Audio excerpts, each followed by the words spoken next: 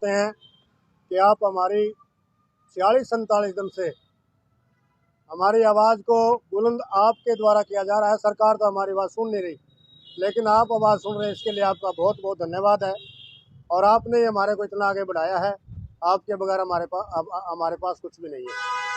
और जैसे आपने पूछा कि भाई अब कैसे ये आज का प्रोग्राम है, ये है कि आज जैसे कल जी चंडीगढ़ में हरियाणा विधानसभा के अंदर जो ये हमारे चौक का मुद्दा सफेदों के विधायक सुभाष गंगोली के द्वारा और कांग्रेस पार्टी के द्वारा उठाया गया, तो जींद के विधायक ने जो अनर्गल बातें की, जो अनाप शनाप बातें की, मुझे लगता है कि जींद के विधायक का मानसिक संतुलन खराब हो चुका है। और उसने जो अनर्गल बातें की हैं उसके ऊपर हमारा जवाब बनता है कि हम उसको जवाब दें जो उसने बकवास करी है। तो ये बात है। तो मैं इसके ऊपर उसने 3 बातें बोली हैं, एक बात पे मैं, एक पे दुग्गल साहब और एक पे चौहान साहब बोलेंगे। तो जब मैं कह रहा हूँ कि भाई जैसे उसने कहा है कि भाई हमने जींद के अंदर अंबेडकर चौक बनवा दिया, इतना भव्य बनवा दिया। 1990 में जब बाबा साहब अम्बेडकर की छोटी स्टैचू को उखाड़ करके रानी तालाब में फेंक दिया था, उस समय भी हमने यहाँ सड़क पे कपड़े उतार करके प्रदर्शन करना पड़ा था, सड़क पे लेटना पड़ा था। जून का महीना था और उस समय से लेकर आज तक 2022 तक यानी 32 साल में हमारी मांग पूरी हुई है। और वो कहता मैंने बनवा दिया, उसने क्या बनवा दिया? इसकी लाइटिंग आज भी बाकी है, नाम का बोर्ड आज भी बाकी है, और इसकी जो पॉलिश होनी है वो आज भी बाकी है, और वो कहता हमने बनवा दिया। तो वो अगर बनवाने वाला था तो इतने 2014 से लेकर के 2022 तक उसकी कहाँ ग्रांट गई थी, कहाँ उसका दिमाग गया था, कहाँ उसकी कार्यशैली गई थी?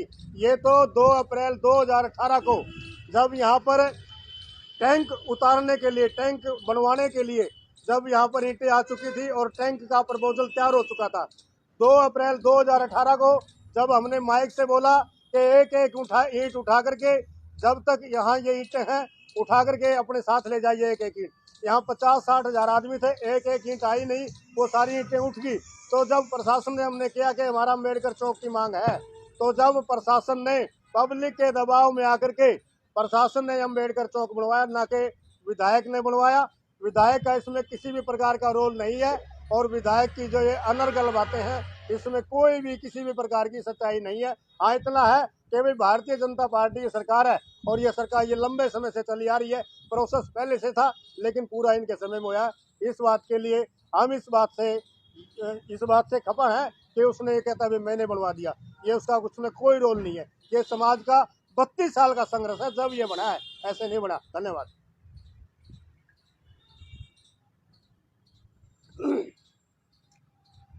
पत्रकार बंधुओं, सबसे पहले तो मैं आपका स्वागत करता हूं, आपका धन्यवाद करता हूं कि आप 40-47 दिन से हमारा साथ दे रहे हैं। और साथ में शहर के जो सामाजिक संगठन, खाप और अन्य पॉलिटिकल पार्टियां, जिन लोगों ने समय समय पर हमारी आवाज़ को बुलंद करने का काम किया है, मैं उन सभी लोगों का, सभी पार्टियों का, सभी सामाजिक संगठनों का धन्यवाद करना चाहूँगा। बात आ जाती है कल की। कल हमारे जो विधायक हैं कृष्ण मिड्डा जी, वो यूँ कह रहे थे कि भाई मैंने उनको बुलाया था लेकिन हमारी बात नहीं सुनी गई और वो उठ करके चले गए। भाई विधायक कौन होता है हमें बुलाने वाला? हम यहाँ मंच पे मौजूद थे, हमारे बीच में जींद नगर परिषद के कार्यकारी अधिकारी जी आते हैं और हमें वो न्योता दे के जाते हैं बातचीत के लिए। और वहाँ हम जब पहुँचे तो वहाँ डीएमसी और डॉक्टर मिड्डा भी वहाँ बैठे हुए थे, जबकि हमें ये नहीं पता था भाई डॉक्टर मिड्डा का भी मौजूद होना वहाँ जरूरी है, क्योंकि हमें प्रशासनिक अधिकारियों ने एससी समाज एकता मंच की कमेटी को बुलाया था अधिकारियों से बातचीत करने के लिए। वहाँ बीच में वो कहाँ से आ गए? फिर उसके साथ वो अपने साथ गुंडों को लेकर के आ रहे हैं। कौन से गुंडे? असामाजिक तत्व जो नौकरी करते हुए गवर्नमेंट कॉलेज में बच्चों से पेपर करवाने के नाम का रिश्वत का पैसा लेकर के मतलब वो काम करता था और उसको सजा हुई, आज वो जमानत पे है। ऐसे ऐसे लोग जो अन्याय करने का काम करते हैं, उनसे हम अन्याय की कहाँ उम्मीद करेंगे? ऐसे लोगों को बीच में होना हमें पसंद नहीं था, इसलिए हम वो मीटिंग छोड़ करके बीच में से आए थे। दूसरी बात, डॉक्टर मिड्डा जी कहते हैं कि भाई कबीर चौक रोहतक रोड, भिवानी रोड पे रविदास चौक, ये एरिया एक्सीडेंटल एरिया है। अरे वहां तो यार 100 फुट के उधर का रास्ता है, 100 फुट उधर का रास्ता है। इतने बड़े चौक जींद में कहीं भी नहीं है, भिवानी रोड और रोहतक रोड के अलावा सफीदो रोड पे आप देखिए तीन और तिकोना एक मतलब जो है सड़कें है, वहाँ 4 तरफ की सड़क नहीं है, उसके बावजूद भी इतना बड़ा परशुराम चौक बन गया। क्या वो एक्सीडेंटल एरिया नहीं है? गुहाना रोड पे धिंगड़ा चौक बना, क्या वो एक्सीडेंटल एरिया नहीं है? पटियाला चौक पे सम्राट छोटा सा चौक है, वहां भी वो एक्सीडेंटल नजर नहीं आता डॉक्टर मिड्डा वो बोलते हैं। तो मैं तो इस मंच के माध्यम से और आपके माध्यम से ये कहना चाहूंगा, डॉक्टर मिड्डा को शर्म आनी चाहिए और अपने पद से इस्तीफा दे देना चाहिए।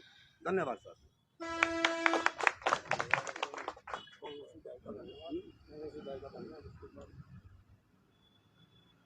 आज हम एसटी समाज एकता मंच के धरने पे मेरे पत्रकार बंधुओं का सभी का धन्यवाद करते हैं और ये बधाई के पात्र हैं। सरकार ने आज तक हमारी डिमांड नहीं सुनी है, ना हमारी मांग सुनी है, ना हमारी मांग पे कोई ध्यान दिया है। मैं तो पत्रकार बंधुओं का एहसानमंद हूँ जो हमारी आवाज़ उठाते समय समय पर और हमारे बीच में आ जाते हैं। साथियों, कल हरियाणा की महापंचायत असेंबली में सुभाष गांगुली जो हमारे सफीदों से विधायक हैं, हम उनका हृदय की गहराइयों से धन्यवाद करते हैं कि उन्होंने और उनके कांग्रेस के साथियों ने जो एमएलए वहाँ थे, उन्होंने जो हमारी मांग उठाई है, हम उसका धन्यवाद करते हैं और कोटि कोटि प्रणाम करते हैं। देखिए, कल के एपिसोड में असेंबली में हमारे विधायक जींद के, मैं कहता हूं कि उसको शर्म आनी चाहिए विधायक ने, जिसने इतनी बड़ी झूठ बोली है। उसने कहा है कि मैंने जींद के अंदर छात्रावास बनवा दिया। मैं ये बात खुले तौर पे कहना चाहता हूँ, साथी बंधुओं को सभी को वहां का बिल्कुल वो दिखा भी देंगे आपने वहां क्या बन रहा है। वहां सिर्फ एक नींव भरी हुई है। 2019 में मुख्यमंत्री मनोहर लाल उस स्टेज पर पहुंचे थे और वहां मुख्यमंत्री जी ने 2 हमारे एमपी, 3-4 मंत्री के माध्यम से ये बात कही थी कि ये सब 11-11 लाख रुपए आपको देंगे और वो टोटल 1 करोड़ 1 लाख रुपए की घोषणा थी। लेकिन इस विधायक ने शर्म नहीं आई इस बात की, जबकि उसको पता है। हम हर मंत्री के पास गए और आज भी, आज की तारीख में हम इससे मिले कौशिक से, रमेश कौशिक ने हमारे को जो जवाब दिया है, बहुत ही शर्मनाक बयान दिया उन्होंने कहा कि ये घोषणा 11 लाख की मैंने नहीं की थी, मुख्यमंत्री ने की थी। मुख्यमंत्री पे जाके लो।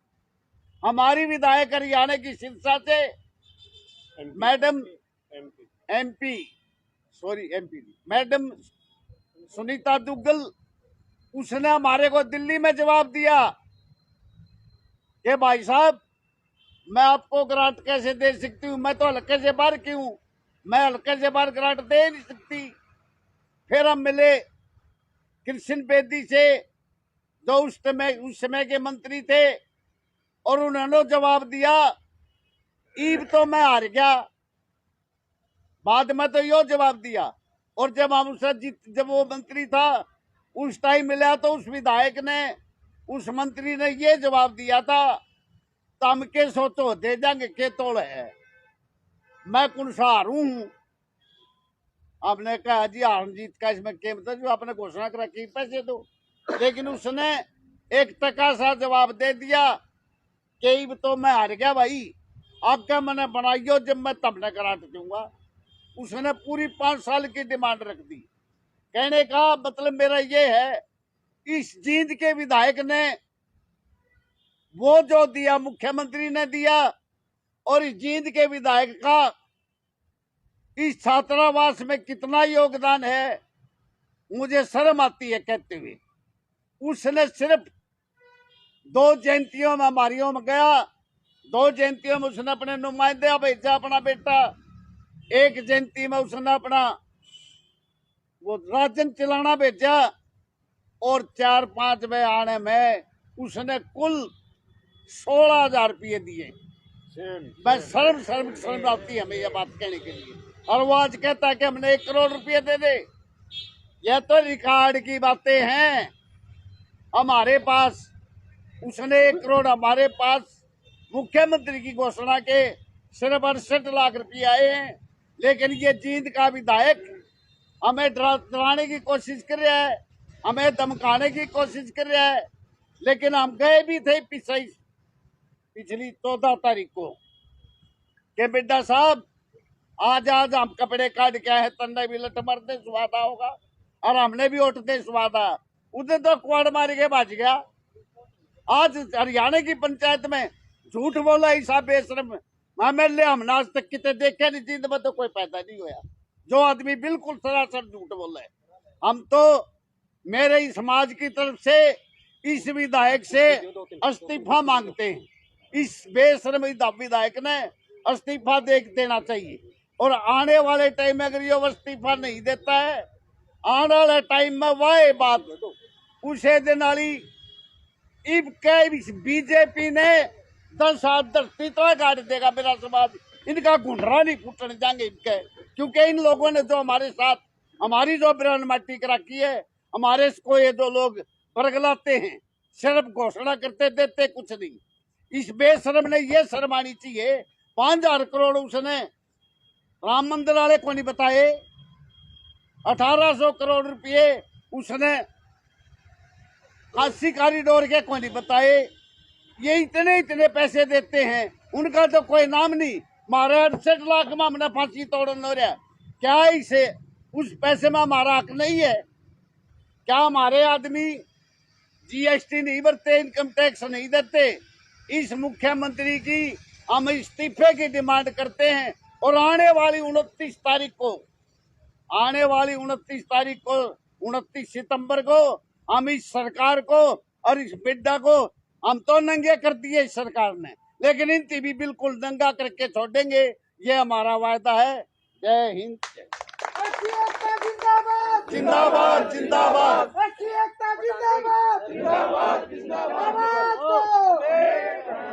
क्या करोगे आप जो आपने बताया? प्रदर्शन 29 तारीख को प्रदर्शन करेंगे, और वो प्रदर्शन नहीं होगा, इस शहर के अंदर खेला होगा। और वो खेला कैसा होगा आप अपनी आंखों से देखना, समय की बात। उसमें जींद के ही लोग होंगे या पूरे प्रदेश? उसमें जींद के सारा ऑल डिस्ट्रिक्ट के लोग होंगे, जिला जींद के। और उसमें हम सारे धानक समार वाल्मीकि हमारे सारी जो जितने भी हमारे वर्कर हैं वो सभी देहात में बड़े हुए हैं। और 29 सितंबर को आने वाली 29 सितंबर को इसको बता देंगे। इसका एक दिमाग खराब हो रहा है, क्योंकि ये बार बार अनर्गल बातें कहे। इसने फतेहाबाद में जाके कहा कि हमने तो एक गाड़ी मानस काट के भेज दिए थे मुस्लिम। अरे तू खुद तो आया लुंगी में, बोथे बंद के तारी जनानी आई, तन्ने कद काट दिए 1 लाख आदमी। मैं कहना चाहता हूँ अगर उसने काटना तो हमने काट के दिखाए। और हमारी यह डिमांड जब तक पूरी नहीं होगी, हम इस सरकार की जमा नींव में ला के इनकी नींव पाड़ के ऊपर रामने दिखावांगे चढ़े। यह हमारा वायदा है। इसका दिमाग में जो बात है, जो मुख्यमंत्री जो सीएम जो यहाँ का एमएलए है, इसका दिमाग में यह बात है कि यूएससी समाज बिकाऊ है।